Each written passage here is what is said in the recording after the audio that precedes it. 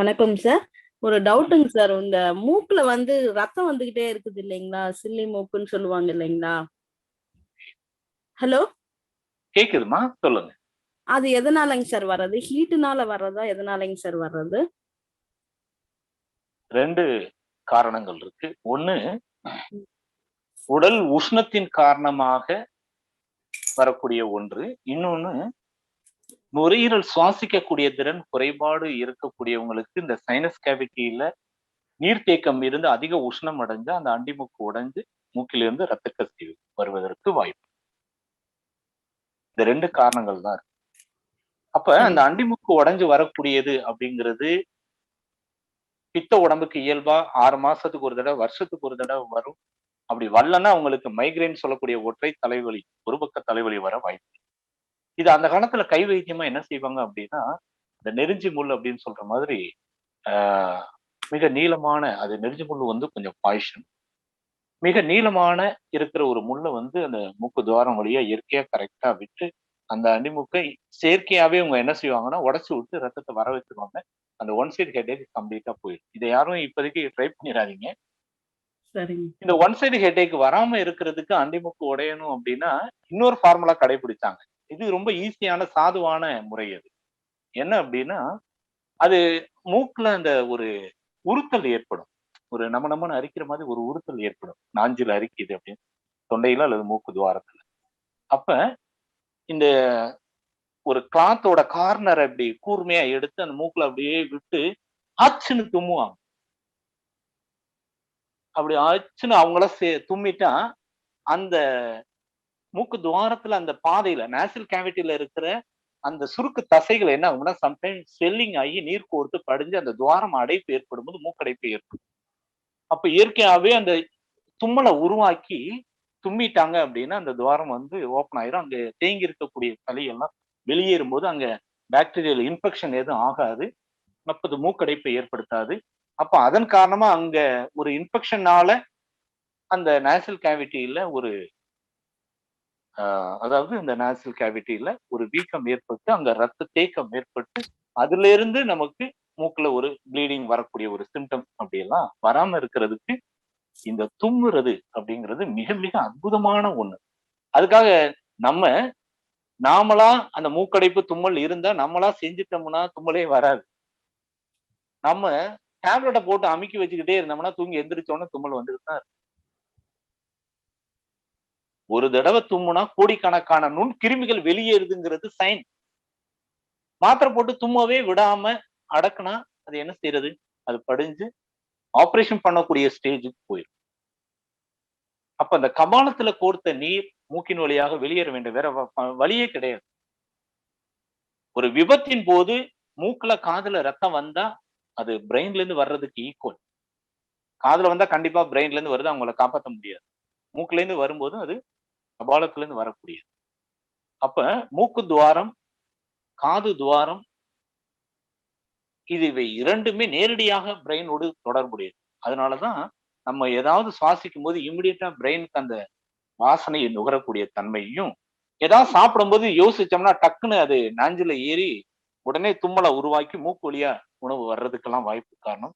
ஏன்னா மூக்கு துவாரம் நாசல் கேவிட்டியும் மேல் அன்னமும் நாக்குல தொடக்கூடிய அந்த மேல் அன்னமும் மூளைக்கு அருகில், அதாவது பெருமூளையினுடைய அடிப்பகுதியில் இருக்கிற பிட்யூட்டரி பீனியல் கிளான்ஸுக்கு மிக அருகில் இருக்கக்கூடிய இடம். அந்த உணர்வுகள் அதை டச் பண்ணக்கூடிய இடம். அதனால புறை ஏறுனா அந்த தும்மல் கண்டினியூவா வருது அப்படின்னா அந்த புறை ஏறக்கூடிய உணர்வே அந்த பீனியல் கிளான்ஸை டச் பண்ணதுனால வரக்கூடிய சென்சேஷன் அது. இந்த மாதிரி இந்த மூக்கிலிருந்து ரத்தம் வடிதல் அப்படிங்கிறதுல இந்த 2 கேட்டகரி, பாடி ஹீட்னால வரக்கூடியது, சைனஸ் கேவிட்டியில நீர் தேக்கத்தினால அங்க இன்ஃபெக்ஷன் ஆகி வரக்கூடியது, இந்த 2 கேட்டகரி தான். 3வது கேட்டகரி ஒண்ணு இருக்கு. என்ன அப்படின்னா, சிந்தி சிந்தி சிந்தி தும்மி தும்மி தும்மி அந்த நேசல் கேவிட்டியில அந்த பகுதியெல்லாம் வெந்து புண்ணாகி போயிடும். அப்படி புண்ணாகும் போது என்ன ஆகும் அப்படின்னா இன்டர்னல் ப்ளீடிங், அந்த இடத்துல இருந்து ப்ளீட் ஆகிறதுக்கு வாய்ப்பு. இது வந்து கிரானிக்கா இருக்கக்கூடிய லோக்கல் இன்ஃபெக்ஷனால வரக்கூடியது. சிலருக்கு கட்டிகளோ கொப்பளங்களோ வந்து அதுல இருந்து ப்ளீடிங் ஆகும். அதையும் மூக்குல இருந்து ரத்தம் வந்தாலே மூக்குல இருந்து ரத்தம் வடிதுன்னு நார்மலா நம்ம சொல்லிக்கிறோம். அது எந்த கேட்டகரி? லோக்கல் கம்ப்ளைண்டா, இன்டர்னல் ஃபேக்டரா, எக்ஸ்டர்னல் ஃபேக்டரா? எக்ஸ்டர்னல்னா மூக்கு துவாரத்துல வெந்து போய் புண்ணா இருந்து அல்லது கொப்பளம் வந்து அதுல இருந்து ப்ளீடிங் ஆகுறது.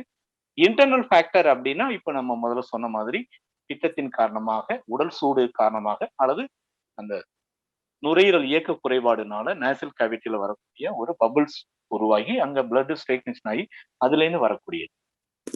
சார் ஒரு டவுட்டுங்க சார். எஸ் சார் அதே மாதிரி இது ஜெனட்டிக்கா வருமா? இப்ப அவங்க சொல்லும் பொழுது அவங்க அம்மாக்கு வருது, அதே மாதிரி இப்ப பையனுங்க 2 பேருக்கு வருது அப்படின்னு சொல்றாங்கங்க சார். அதுதான் இது வந்து இன்டர்னல் ஃபேக்டர். இன்டர்னல் ஃபேக்டர்ல இந்த மாதிரி சிம்டம்ஸ் பார்த்தோம்னா, வெயில்ல நின்னு ரொம்ப நேரம் விளையாடும் போது நீர்ச்சத்து விரயமாகி இன்டர்னல் ஹீட் அதிகமான ஓப்பன் ஆகி ப்ளீடிங் ஆகும். ரொம்ப சிரிச்சுட்டா, ரொம்ப அழுதுட்டா அந்த இமோஷனல்ல ஓப்பன் ஆகி ப்ளீடிங் வரும்.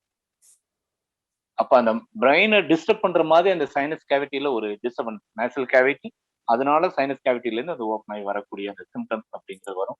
அப்ப இயல்பாவே பாரம்பரியமா அந்த உடல்வாகுல நுரையீரல் சுவாசிக்கக்கூடிய திறன் குறைபாடு இருந்தா, அது அதிகமா விளையாடும் போது, சிரிக்கும் போது, வெயில நிற்கும் போது அந்த இன்டர்னல் ஹீட்னால அந்த மாதிரி வர்றதுக்கு வாய்ப்பு இருக்கு. அந்த உடல்வாகு காரணமா வர வாய்ப்பு.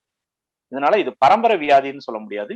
உடல்வாகு, பரம்பரை உடல்வாகு, அம்மாவுடைய உடல்வாகு, அப்பா அம்மா வழியில இருக்கிற உடல்வாகு தானே நமக்கு வரும். சம்மந்தம் இல்லாத இன்னொருத்தவங்களோட உடல்வாகு வராது இல்லையா? ஆமாங்க சார். உடல்வாகு தான் அதுக்கு காரணமே தவிர நோய் அப்படியே வருது அப்படிங்கிறது ராங்.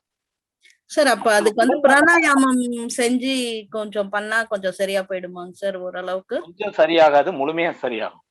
சரிங்க சார், சரிங்க சார். Thank you sir. இந்த அளவுக்கு விளக்கம் கொடுத்ததுக்கு. மூச்சு பயிற்சியை முழுமையா அவங்க செஞ்சாங்க அப்படின்னா பாரம்பரியமா இருக்கிற பலகீனமான உடல்வாகையை மாத்த முடியும். அம்மாவுக்கு ஆஸ்மா இருக்கு, டிபி இருக்கு, எனக்கு அப்பப்ப சளி பிடிக்குது, ஃபியூச்சர்ல வந்துருமோ அப்படின்னா வச்சிருந்தா கண்டிப்பா வரும். சளிக்கு மாத்திரை சாப்பிட்டா கண்டிப்பா வரும். சளிய உள்ள அமைக்கி வைக்கிறதுக்கு மாத்திரை சாப்பிட்டீங்கன்னா கண்டிப்பா ஆஸ்மா, வீசிங், டிபி லெவலுக்கு போகும். சின்ன குழந்தையில இருந்தா அதுக்கு பேரு பிரைமரி காம்ப்ளெக்ஸ், கன அப்படின்வாங்க ஆங்கிலத்துல, பிரைமரி காம்ப்ளெக்ஸ் அப்படி. அடுத்தடுத்த ஸ்டேஜ்ல அது பார்த்தோம் அப்படின்னா சைனஸ், அதுக்கப்புறம் ஆஸ்மா, அதுக்கப்புறம் வீசிங், அதுக்கப்புறம் டிபி, எல்லாமே சளி தானே. அம்மாவுக்கு குழந்தை வந்து சொல்லிருக்கீங்க சார். அம்மாவுக்கு குழந்தை வந்து நம்ம குழந்தை தான். ஆனா கை குழந்தையா இருக்கும்போது கை குழந்தை, அதுக்கப்புறம் சிறுவன், அப்புறம் இளைஞன், அப்புறம் வாலிப வயது. நம்ம திருமணமாகி நமக்கு ஒரு குழந்தை இருந்தாலும் அம்மாவுக்கு நான் குழந்தை தான், பையன் தானே. ஆமாங்க சார். சளி என்பது எல்லா பருவநிலையிலும் ஒன்றுதான். ஆனா காலத்திற்கேற்ப அது முதிர்ச்சி அடைஞ்சு அடுத்தடுத்த ஸ்டேஜுக்கு போகும்போது வேற பேர் வச்சு, சிம்டம்ஸ் மாறும்போது வேற பேர் வைக்கிறாங்க. அதான் உண்மை. அதனால அடிப்படையா நுரையீரலில் நீர் கோர்க்காம, சைனஸ் கேவிட்டியில நீர் கோர்க்காம நுரையீரலுக்கு ஒரு பயிற்சி, அவ்வளவுதான். Very simple. அந்த பயிற்சி என்பது கிளீனிங் ப்ராசஸ். அதுல நம்ம மூச்சு திணறல் வராம தடுக்கக்கூடிய ஒரு மூச்சு பயிற்சி வீடியோ போட்டிருக்கோம் இல்லையா? அந்த வீடியோல bhastrika, kapalbhati, dog breath 3 category அந்த டைப் ஆஃப் பிரீத்திங் எக்ஸசைஸ். அதை செஞ்சாலே ஒவ்வொருத்தருடைய வயதுக்கு ஏற்ப ஒன்னொன்னா செய்யலாம். 3 ஒரே நேரத்துல செய்யணும்னு அவசியம். ஒரு நாளைக்கு ஒண்ணு, ஒரு நாளைக்கு ஒண்ணு, அப்படி மாத்தி மாத்தி, அல்லது ஒண்ணு மட்டுமே ஒரு வாரம் கண்டிப்பா. அப்போ அவரவர்களுடைய விருப்பத்திற்கேற்ப, உடல் வலிமைக்கேற்ப அதை செஞ்சா உற்சாகம் வரணுமே தவிர சோர்வு வரக்கூடாது. சோர்வு வருது அப்படின்னா ஒரே பயிற்சியை தொடர்ந்து செஞ்சீங்கன்னா சோர்வு வராது. ஒரே நேரத்துல எல்லாத்தையும் ஆர்வக்கோளாறுல செஞ்சோம்னா சிலருக்கு உடல் சோர்வு வர வாய்ப்பு. அப்ப இதை புரிந்து கொண்டு அந்த மூச்சு பயிற்சி செஞ்சா நிச்சயமாக நுரையீரல் சார்ந்த அல்லது சைனஸ் சார்ந்த, மூக்கு துவாரம், அந்த சுவாச பாதை சார்ந்த எந்த பிரச்சனையுமே வராது. சரிங்க சார், ரொம்ப நன்றிங்க சார். ரொம்ப தெளிவா இருந்தது, ரொம்பவும் நல்ல புரிதலோட இருந்தது. ரொம்ப நன்றிங்க சார். Thank you sir.